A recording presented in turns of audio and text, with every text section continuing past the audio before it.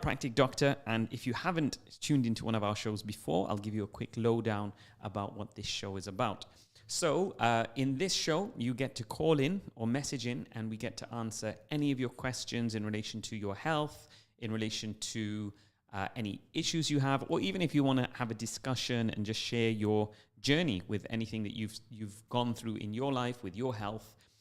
So we're here to answer everything and anything holistic health related. We do have a bit of a disclaimer before we start the show, is that this isn't a medical emergency hotline, okay? So don't call in if you have any serious health concerns or issues that would normally require an emergency type of response. But it's generally, a health show where we are here to discuss anything health related, especially holistic health. So I'm actually streaming live on my Instagram account today as well, which I forgot to do last time. So we've got another stream where we can take questions. So for our Instagram viewers, if you are watching via the Instagram live, then feel free to ask any questions that you may have. So how are you guys doing? Alhamdulillah, we are well into it. We're coming into the last 10 days of Ramadan. Hasn't it gone fast? Wow, it's gone really, really fast. How are your fasts going? How have you been finding them? We're going to have a change in the time in tomorrow? On Sunday, which means that the fasts are going to be, they're going to be perceived slightly longer because we're going to be opening them a little bit later in the day. Today, I'm actually finding it quite difficult. It's one of the first days where I'm actually struggling.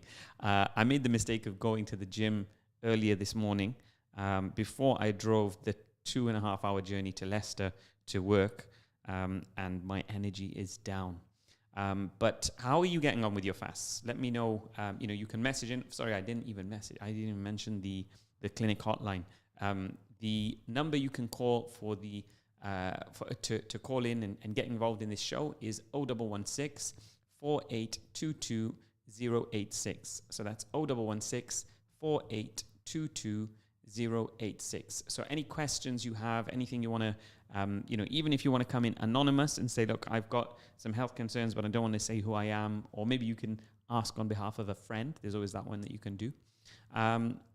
Then drop us a call. Last time we had a show in the evening and we had a good amount of interaction. We had quite a few messages and calls. You can also WhatsApp and text us as well if you want to message a question. If you don't want to come in on air, then you can message a question on our WhatsApp number, which is 077 488 55055. That's 077 488 55055. So get involved if you have any questions or anything you want to ask in relation to your health, anything you want to ask in relation to on behalf of someone else, anything holistic health related, then I'd be really, really eager to hear your stories and your messages. So alhamdulillah, as I said, today has been a bit of a more of a challenging fast for me today, probably because I got up a little bit earlier than I normally do. And as I said, I went to the gym. But one thing I noticed, I don't know if any of you have ever have noticed this, but 2 days ago, I had, my son made an Oreo cake. And when I opened my fast, I actually, I'm admitting this, I indulged in a high sugar snack, and that's really not something I promote. But my son made it and I thought, okay, I'm going to have it. And the day after, I felt like my fast was much, much harder.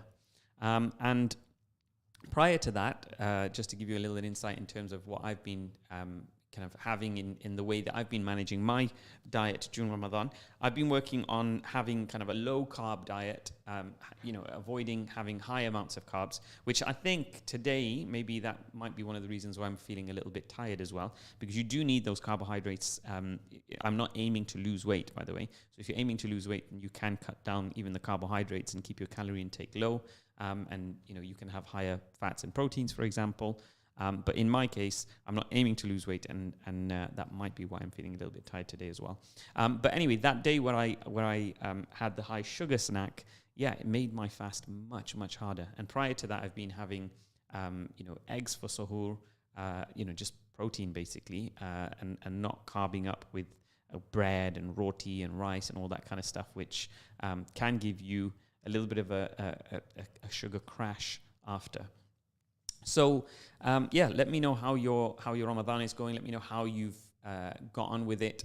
Have you used Ramadan to its fullest potential? And when I say that, I don't just mean that in the spiritual sense. I also mean that in the physical sense. I'm a big advocate of people utilizing Ramadan for what it is. It is actually a physical action. It's something we do physically.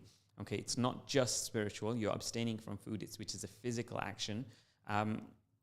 And you can capitalize on it. You can capitalize on it by improving your weight. You can capitalize on it by helping yourself heal, helping your body recover from things.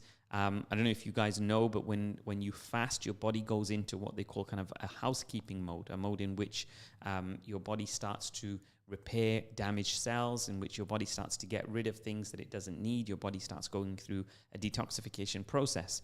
And that is really, really helped if you are, practicing some level of restraint outside of your fast. So when you're, in Ramadan, if you are, fasting throughout the day and then you're just indulging, as soon as it's time to open your fasts, then, you're probably not helping your body go through that, recovery phase or go through the detoxification process, which, as I said, is another benefit of Ramadan. Let me know how you guys have been getting on, and give me some feedback. So we haven't had any messages in so far. So yeah, I'm a little bit disappointed, guys. You're not participating. You're not giving me any messages. Let's see if we've got any coming through on our Insta. So if you are watching via Instagram, then feel free to drop us a message as well. So we actually had a message in the last show, which I don't know if you have that one. I know we had a few messages after the show ended. No, you didn't keep those? Okay, you didn't keep those. Okay. We've had one saying, "Ask message me." Okay. Assalamu alaikum for those who are messaging. Okay.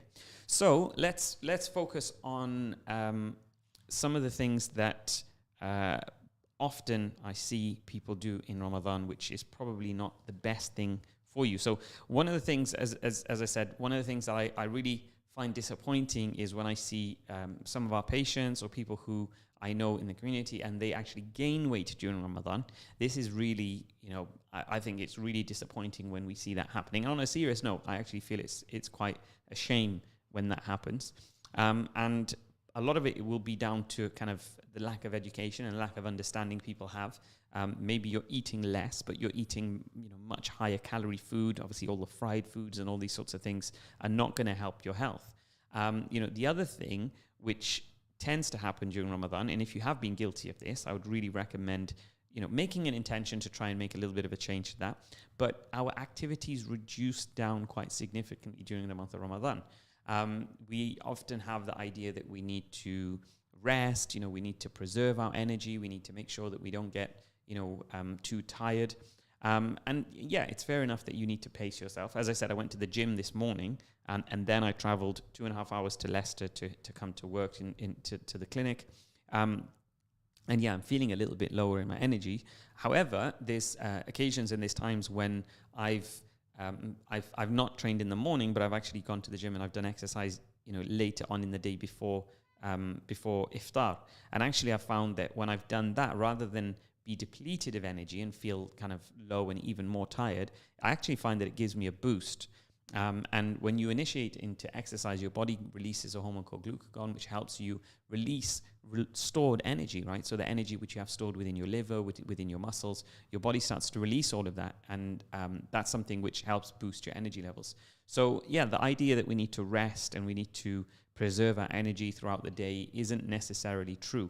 And one thing, as I said, is we go from, we wake up, we have suhoor. Many of us will go back to sleep after suhoor. Then we'll wake up for our day job. Maybe we're going to, carry on in the day doing our usual activities, usually, preserving our energy as much as we can. And then eventually we have iftar. Again, probably not a lot of activity gone throughout the day. Then we go back home and then we sit down and we rest. And then we get ready for Taraweeh, which is probably the pinnacle of the amount of physical exercise that we do throughout the day in Ramadan. But one thing that you can really, really capitalize on, especially even now in the remainder of the month, is walking, guys. Often when you're fasting, you might be thinking, I want to preserve. Maybe I shouldn't walk. Maybe I'll just get a lift or drive. But actually, walking is a nice, moderate, light exercise that you can do that uses a lot of calories, right? So if you are looking to reduce down in your weight and kind of manage your weight during the month of Ramadan, then it's a great thing for you to do. And not just in the month of Ramadan, in general. People underestimate the power of just walking, having that physical activity, counting your steps, seeing how many steps you're doing day to day. And then you can kind of calculate when you're doing a certain, when you're in a certain pattern of walking regularly and you're getting in X number of steps in a day. And then you have a day, for example, when you don't, then you recognize, all right, you know what, I need to get my steps in. Maybe I need to go for a walk, or I need to, I'll walk to the masjid today instead of driving, or whatever it is. So this is something I would really recommend and say is a good strategy. Okay, so a question we've got here is, I suffered an ankle sprain a few months ago and my ankle still hurts. What would you recommend? Okay, so yeah, that's quite a specific question. So, and yeah, we're happy to answer the specific questions as well. So, so this is something that actually happens quite often. How many people listening have had an ankle sprain or have sprained, twisted their foot, and are still in pain from it, sometimes even years and years on? So to answer that, first of all, should we answer that? Should we take the call? Let's take the call. Okay, we've got a call coming in. Hello and assalamu alaikum. Assalamu alaikum, doctor. Wa alaikum salam. Who's speaking and where are you calling from? This is Isa. Isa. Assalamu alaikum, Isa. Assalamu alaikum. I just wanted to know, if you have reoccurring neck pain, what would you advise, doctor? If you have reoccurring neck pain. Okay, so there can be lots of different causes to your neck pain. So I'm going to assume that it's not anything major. So normally if you have any symptoms or problem like this, you should consult your GP first of all. But outside of that, if you've been assessed by your GP and there's no serious causes to your neck pain or any major concerning causes to your neck pain, then yeah, we need to look at all the different things, all the different factors that could be involved. Was it after an injury? Was it after something that's happened? What it is, I do a lot of BJs. Okay. Yeah. So, and it's like every time I do BJs, I seem to get this pain in my neck. Okay. Okay. So you're practicing BJJ or? Yeah. Jiu-jitsu. Okay. Yeah. All right. Okay. So when you're practicing jiu-jitsu, okay. So jiu-jitsu is obviously a sport which puts a lot of pressure on your neck, right? Especially if you are in clinching and kind of when you're, you can often have a lot of pressure and tension on your neck. So I guess how often are you training? 4 to 6 days a week. Okay, so there's a lot of so you're using your neck muscles a lot in what you're doing. And do you have any aspect? Are you doing any kind of maintenance work? Do you have any treatment done or anything like that for your neck? So yeah, this is what I wanted to get your advice on. What would you advise? So I would say that in terms of your physical health, it's important to understand that maintenance is really important. And just like your car, the more mileage you do, the more maintenance you require. Okay, so if you're physically training, you're doing a lot of physical exercise. Even though I know and understand people understand that as a form of servicing their body and looking after their body, which is true. But yeah, when you're doing certain exercises or certain activities that are putting a lot of stress into particular areas, then you need to learn how to manage those specifically for those activities.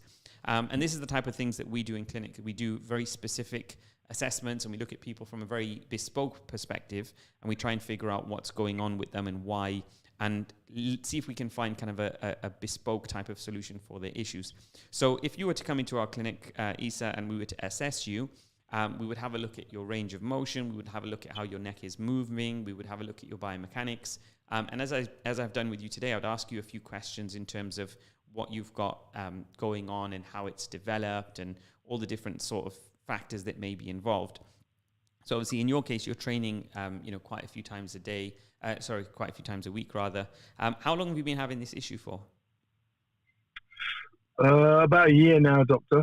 Okay, and has it come on gradually, or did it just come on all of a sudden after maybe a certain training session or something? It literally came out of nowhere, so I couldn't even say this is what happened. And then it's just I've been managing the injury since. Okay. So is it? Am I right? How would I book in with you? Okay, so booking in, yeah, you can contact us via our Instagram page and take a look at our website for booking information, which is icaht.co.uk. But yeah, if you in terms of the advice I can give you, first of all, I would definitely recommend kind of seeing someone about it if it's something you've had for quite a while. I think I've heard so much about you and I've been following you for a while. I think I need to stop procrastinating and just come and see you, because I don't think there's anyone in the UK that can understand what I'm going through or has the solutions. And when I saw you, I just got that feeling inside, that gut instinct. Mashallah, this is the man for the job. So if I could come and see you next week, that'd be great, doctor. That would be awesome. We'll be more than happy to see you, Isa. Thank you. Jazakallah khair for calling. Barakallahu feik. Take care. Assalamu alaikum. Assalamu alaikum. Okay, so that was nice. We had a call from Isa, who's having some neck pains. So yeah, this is something which a lot of people suffer with. I think we got to go back to the other question as well, so we'll do that as well before I forget. So yeah, a lot of people suffer with neck issues and neck pain. It's something we see very, very often in clinic nowadays. And yeah, it can be from a number of different causes, and it's really important to try and figure out what the root cause of your problem is. Now, many people, when they have an issue, they resort to resolving their symptoms and getting rid of their symptoms, but they never really understand what the root or the cause of their problem was, which means that it can then become something which is recurrent. If your car broke down and it stopped working for a short period of time, or was, had smoke coming out of it, whatever it is, and then it suddenly started working okay again, you probably wouldn't be very easy with that and not knowing why it broke down or why you had the issue. So in the same way, when we have symptoms and we have a problem, and even if we get rid of those symptoms and we get rid of those problems, it's important to try and understand what's happening with our bodies. And I think it's something which often we outsource. When it comes to our health, we outsource it to other people. We outsource it to our GP, and we kind of make it their responsibility to know and understand what's going on with our body. But I personally believe, in our philosophy at our clinic, is that our health is our own responsibility, and it's something that we should take heed of, and we should try and understand. So it's really important to understand the cause of your neck pain. If you do have neck pain, quite often, whiplash is something which is quite a common injury, even if you haven't actually had a car accident. Isa, who called in, mentioned that he had, he'd had his issue from practicing BJJ, and when he's been doing jiu-jitsu, he's, that's something in which you could have a sudden impact or a sudden kind of whiplash type injury as well. So again, trying to understand what the root cause of your problem is. Usually when you have that type of injury where it suddenly comes on, or you've had what we call like an end range of your movement through a semi-traumatic type of activity, then your whole neck and your spine can go into spasm. So I don't know if you've ever had that. If anyone's ever suffered whiplash, you might know and experience the feeling that suddenly you have a small bump. It doesn't even have to be a big accident, or you get a jolt in whatever circumstance you're in, and at the time you feel okay, but then soon after you find that your neck and everything just starts tightening up and it seizes up, and then you can sometimes wake up a day after and you be in a lot of pain. So this is something that happens when your body's trying to protect and guard an injury. And it's something which, you need to make sure that you get treated by. The first thing is mobility. You have to make sure you start moving and stretching. Stretching is something I would really recommend for neck pain. I've just been given a reminder to announce the phone line and text number. Getting a bit carried away talking myself. So the studio line is 0116 4822 086. That's 0116 078-4822-086. If you want to give us a call, if you are a health practitioner yourself and you want to give us a little bit of insight, you want to have a conversation, maybe you are someone who is not into holistic health and you work in a different form of healthcare, give us a call and we'd be more than happy to have a chat. Okay. So we've had a request to join on Instagram, but you're going to need to give us a call. So if you want to join in and join in the conversation, we can't do it via Instagram. You need to give us a call. So give us a call on 0116 4822 if you want to get involved in our conversation. You can also message in on 077 488 55055. To answer the question we had earlier, which was an ankle sprain, which hasn't, the pain hasn't gone away. So there's two things that can usually cause that, in my opinion. The first one is that the initial injury hasn't actually healed properly or hasn't recovered properly. Often we get told that ankle injuries and ligaments can take, a long time to recover. I actually don't think this is 100% true. Yes, there is a longer time, but it shouldn't be years later that you're still in pain. So if you are in a situation where your ankle still hurts after an ankle sprain a long time afterwards, it's either that you haven't fully allowed the injury to recover, meaning that you've gone back to, re-injuring it or causing stress to the area, or even not even having it treated properly. And that could mean that you still haven't had the original injury kind of heal properly. And the second thing, it could be that as a result of the sprain, you have altered mechanics, which means that you're moving differently, and you're putting undue stress on certain tendons and ligaments around your ankle. So without going into too much detail, you have muscles around your ankle and around your foot, which when you sprain your ankle, you also sprain those muscles. Those muscles actually go all the way up into your leg, up into your shin and into your calf. And a good way to know if that's still a problem is by having a feel, just really pressing into those muscles. And if those muscles are particularly tender, then it's usually an indication that you've got an imbalance of those tissues and that you need to have the soft tissues addressed or the injury addressed properly. So I hope that answers your questions. Let's see if we've got anything else here. No. Okay, going back. So we were talking about neck pain. Okay, so another really, really common cause of neck pain is posture. Okay, and posture is often related to working postures as well. So sometimes we have quite a few people who are who work in desk-based jobs. We have people who work physically. So one thing actually I've really seen quite often, especially in Leicester, is people who work in machining. So they are sewing. And when they're sewing, they are often, slouched forward in a forward position. They're doing repetitive movements. And we have quite a few patients in Leicester who work in, whether they be kind of the garment industry or garment factories or however it is. And they're involved in sitting in positions for long, long hours. Sometimes I've seen people who are working really long shifts. And they are doing that in really bad postures. So I would recommend that if this is one of the things that you're suffering with, and this is the type of work that you do, you have to work on balancing that out. Okay, because if there is if you have a cause to the problem and then you have the symptoms, you're not gonna resolve your issue unless you address the root cause. Okay, we have another caller. We have Riaz, who's calling in, who is an optometrist. Nice to hear from another health professional. Assalamu alaikum, Riaz. Wa alaikum assalam wa rahmatullahi, doctor. How are you? I'm really good, thank you. Jazakallah khair for calling in. What's your question? More discussion about dehydration and your thoughts, because we've not had that sort of heavy Ramadan where the temperatures have been high. Yeah. But in the previous years, I've sort of taken measures to assist myself to stop dehydration.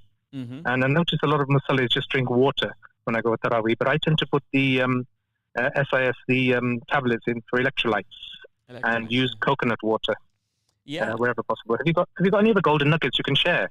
Yeah, well, 100%. Obviously, getting in enough water in Ramadan is key, and managing your water balance throughout the day as well. Obviously, because what tends to happen is, we will drink a lot of water, for example, as sahur, and we'll drink a lot of water to quench our thirst at iftar. But quite often, we're not. And again, depending on the types of foods we're eating, if we're eating high sugar foods and things like that as well, that can increase our thirst. But then, we're not replenishing that other than at those times. So yeah, it's really important to try and make sure you get your water in through your food as well. So just like you said, sometimes drinking water straight. I don't know about you, but with myself, when I drink water, it just goes through me. Whereas if I'm eating Correct. foods which are, high in water, Brother Akhil's mentioning watermelon. Yeah, watermelon is a great thing to have. As you mentioned, coconut water has lots of electrolytes in it, and can really help you balance. So yeah, definitely something I would recommend. How are you finding your fast, and how are you finding Ramadan working as an optometrist? Are you working throughout the day? I'm sort of semi-retired now, just part-time locum, so I'm taking it easy over Ramadan, fortunately, alhamdulillah. Okay. So no, but I think no problems with myself. I've sort of also researched a little bit about Celtic salt, and I don't know if you looked into it. Yes. It's a salt which has a lot more of the nutrients compared to ordinary salt, and I don't know what your views about that could be. Yeah, so in general, kind of in today's kind of world, we lack a lot of micronutrients, right? So this can be a really long conversation as well, because it all goes back down to number one, our diets, but then also you have to look at the diets of what we're eating, right? So when we look at the meats that we're eating, for example, how well packed are those meats with the micronutrients from the diets that they're eating? So if they're factory kind of farmed animals, the quality of their diet is quite restricted, and that even goes further back. Even if we're not eating meat and we're eating vegetables, and we're eating fruit and vegetables, we'll find that even the soil in which those plants are raised is sometimes void of nutrients.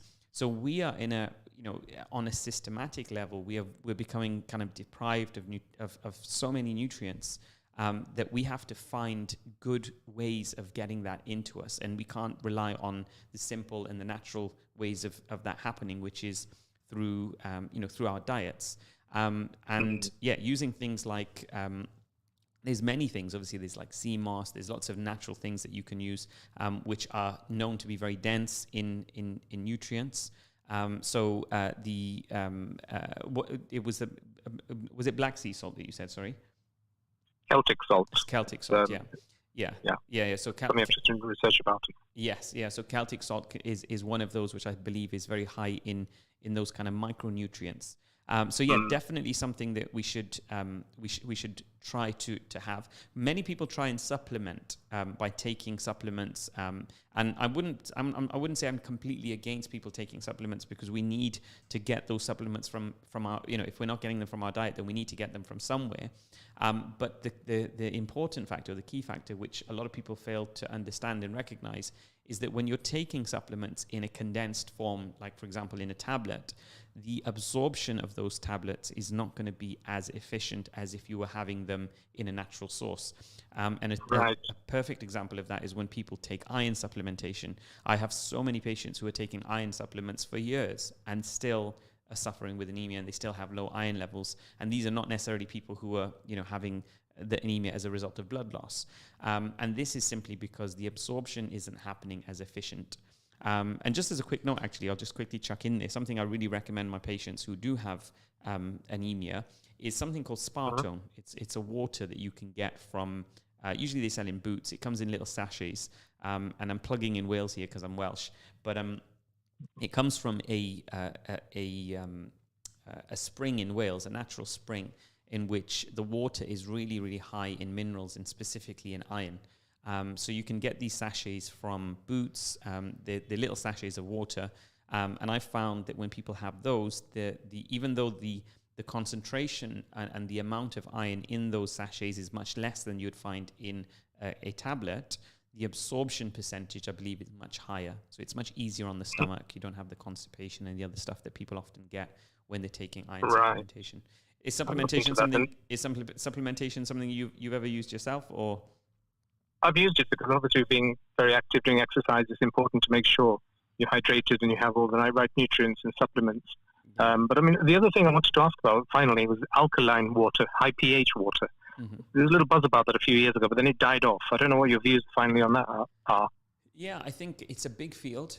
Looking in terms of the overall, in terms of everything we have, like even if you look at the Sunnah, the Prophet he would have dates with watermelon, for example, or with melon. I'm not sure if it was watermelon actually, but dates with melon. He mentioned kind of balancing the heat and the cold in the body, for example. So in relation to that, I think everything that we do, we need to try and have in balance, and there is definitely a science and an art to this.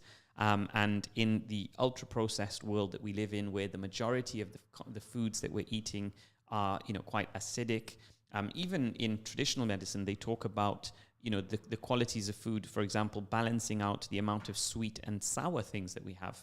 So, if you think of in our diet, the majority of the stuff that we have is sweet, right? We don't usually have things which are really bitter or sour.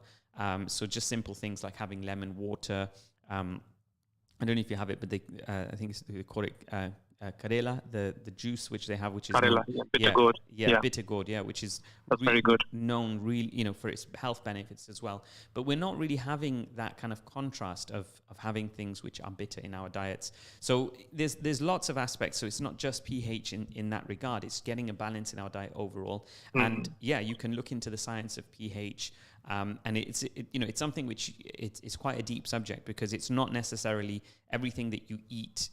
Sometimes you can have something, let's say, for example, apple cider vinegar, which you can have, which is, maybe acidic, have acid in it, for example, or there may be lemon juice, for example, which may have acid in it rather. And you take that, and it's not about whether it's an acidic element itself, it's whether it's acid forming in your system. So when that goes through the processes of your digestive tract, what is the net effect in terms of how it affects your body?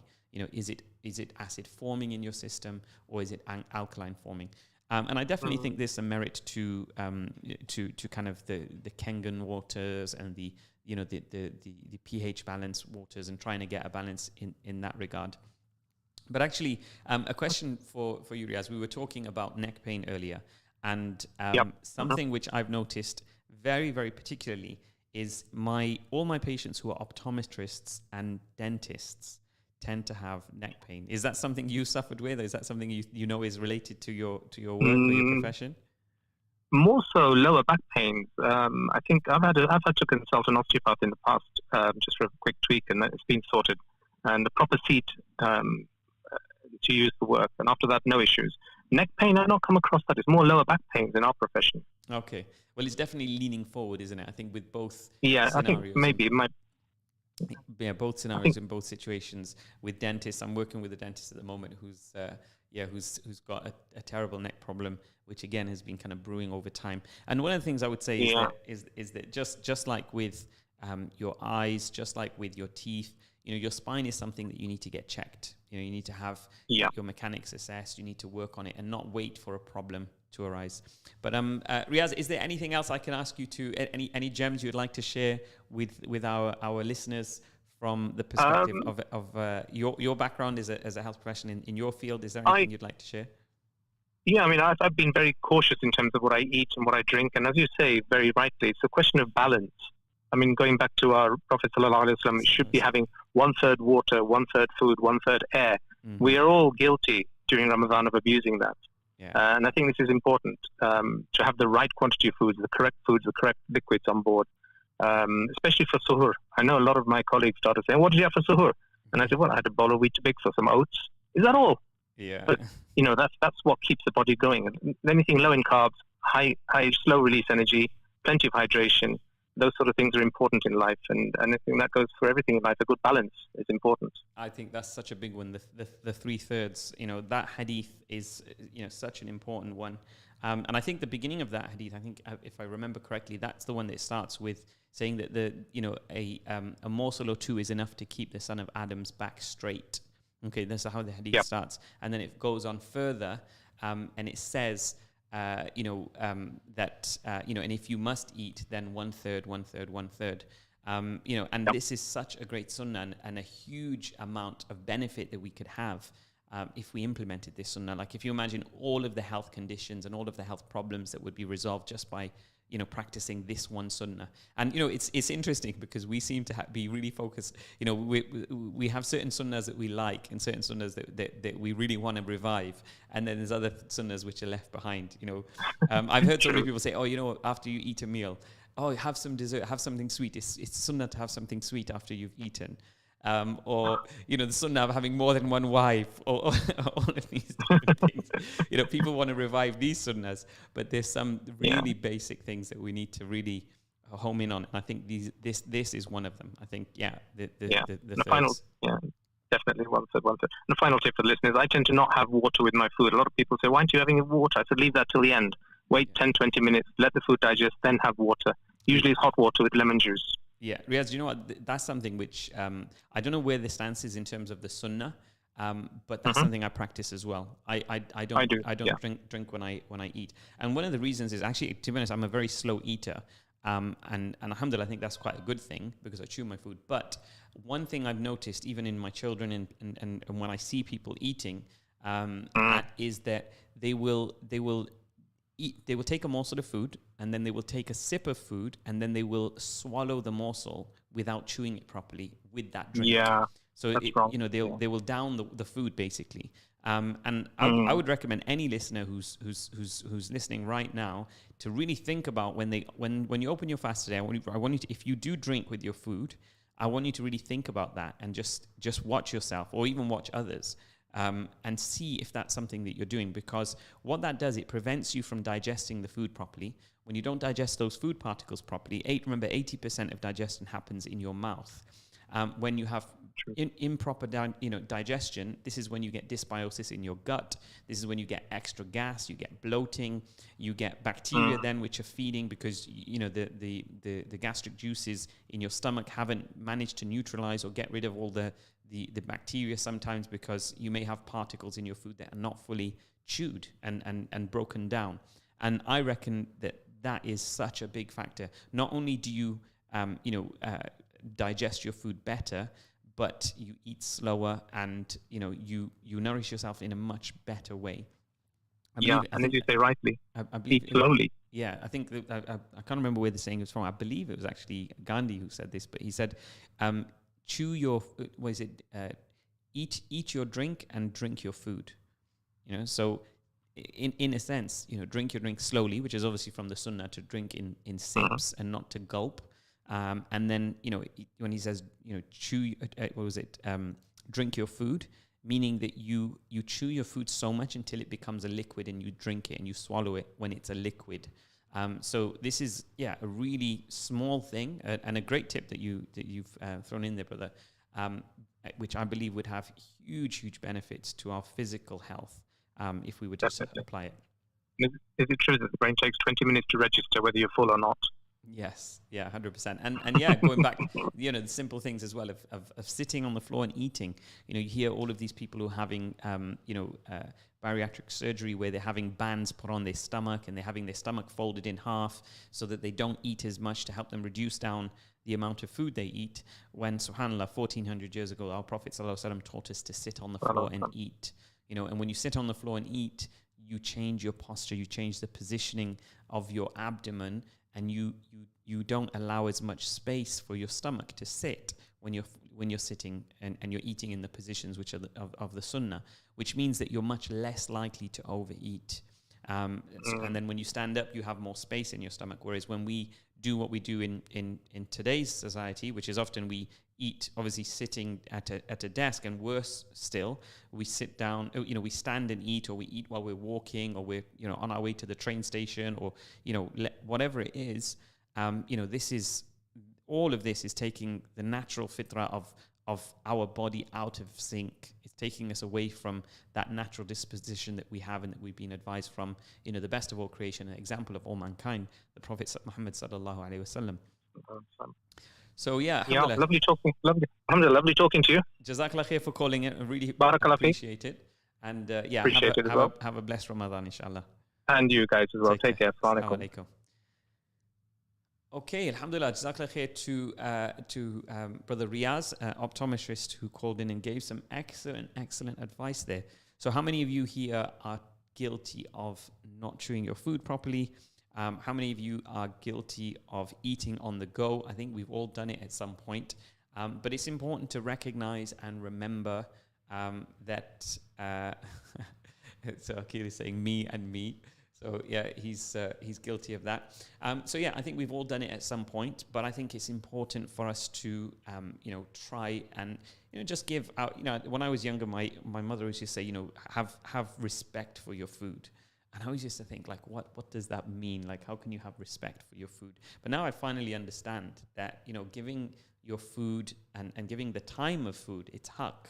Sometimes our lives are so busy that we don't have time for food, we don't have time for rest, we don't have time for our bodies, we don't have time for so many things. But the reality is that it's not that we don't have time, because we all have the same amount of time. If you ever hear someone say that, and actually I wait for people, if you come into my clinic and I ever hear you saying those words, I wait for people to say those words, because I'm waiting for the opportunity to say, hey mate, it's not that you don't have time. We all have the same amount of time. We all have 24 hours in the day. No one has more time than another person. The only difference is we have different priorities, okay? And when I see patients who tell me, look, I know I need to get this issue sorted, and I know I need to have the right treatment for myself, blah, blah, blah, but, I just don't have the time.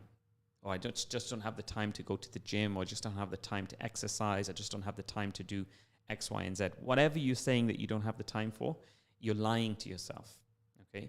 What you don't have is you don't have the priority for it. You don't have the reserve and that kind of motivation within yourself that is telling you. Okay, so we have got a question here. What is the solution of not having the patience to the right things for my body?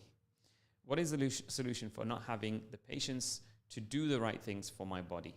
Okay, to be honest, the only solution, like the reality is people always look for shortcuts. And when you're looking for shortcuts, you're looking usually outside yourself. In so many things, not just in relation to your health, but in so many things in life, the answer is inside you. You already have the answer. The answer is within you. It's just finding that answer and discovering what that is. And in this case, when it comes to your health, and when you don't have the motivation, or you don't have the time to give your body what it needs, ultimately what is lacking is you don't have the priority. And that priority is not there because you don't have the right understanding or perspective. You're not focusing on why you need to do this and why, if you don't do this, what the consequence is going to be. And as human beings, this is something we do. We often will avoid things which are uncomfortable, right? Having uncomfortable conversations. I'm quite open. When people come to my clinic, I will tell them what I believe is the truth in relation to their situation. And sometimes, you have friends and family around you and people who love you, and they won't tell you. They won't tell you the truth. They won't tell you, okay, you know what? You really look like you're not looking after yourself at the moment. What's going on? Are you okay? Is everything all right? They won't say that to you because they're worried that they're going to offend you. Now, is this really something where, they care about what they're saying? Is it because they care about you that they are not telling you something? Or is it more because they just don't want to upset you? So if you really care about someone, I'm not saying go around and just start, dissing everyone and telling them, everything to their face, in the wrong context. But what I'm saying is if you really care about someone, then you need to have these conversations. Okay, have a comment here. Alhamdulillah, mashallah, you're the best. The only issue, okay. So yeah, I actually had someone, and I'm going to share this actually. We only got 1.5 minutes left, so I'm going to quickly share this. But this person, we just had a message saying, Alhamdulillah, you're great. I love your content. I love the work that you're doing, but your prices are too high.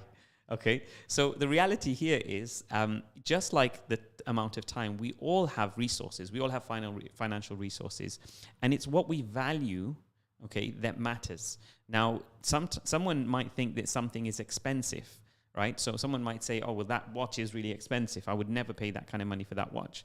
And that's because you don't have the value for that type of watch or that type of brand, or you don't have the value which is within that.